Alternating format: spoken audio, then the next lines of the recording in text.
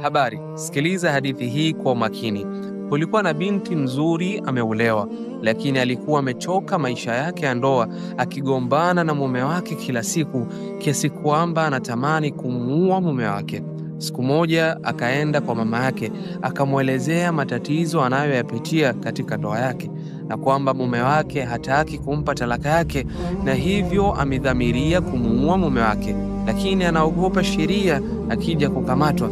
Akamwomba mama yake kumsaidia katika jambo alilodhamiria. Mama yake alimtazama kwa utulivu, akamwambia, nitakusaidia, lakini kama unataka kumuua, basi lazima uondoe sababu yoyote itakayomfanya mtu akudhanie kama wewe ndo umemuua.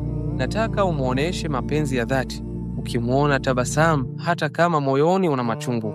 Jipambe uonekane mzuri mbele yake. Mpikie chakula kitamu.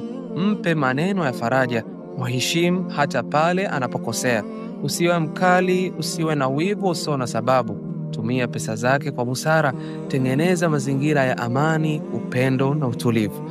Kisha mama akampa unga kwenye mfuko mdogo. Akamwambia, hii ni sumu. Utakuwa unamwekea kidogo kwenye chakula chake kila siku. Atakufa pole pole na hakuna mtu atakaye kuhisia. Binti alifurahi, akawa kila siku anafanya alichoambiwa. Baada ya mwezi mmoja alirudi kwa mama yake akilia. Mama akamuuliza, vipi, mbona unalia? Binti akamjibu, mama, sitaki afe tena, nampenda, ameshabadilika. Naomba uniambie nifanye nini kuzuia sumu isiendelee ikamuua.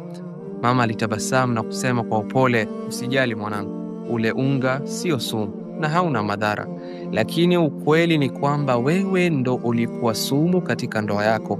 Maneno yako makali, chuki yako, hasira zako, lawama zako vilikuwa vinamuua polepole.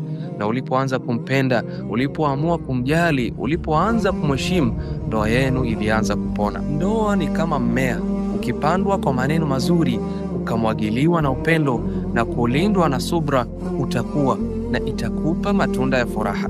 Upendo si hisia tu, upendo ni uamuzi. Uamuzi wa kumchagua mtu yule yule kila siku, hata anapokuwa amekosea, hata anaposhindwa kukuelewa. Hakika upendo wa kweli ni tiba ya mahusiano. Na mwisho, hii hadithi si kwa mwanamke tu, hii ni kwa wote wawili. Epuka kuwa sumu ya ndoa yako. Asante.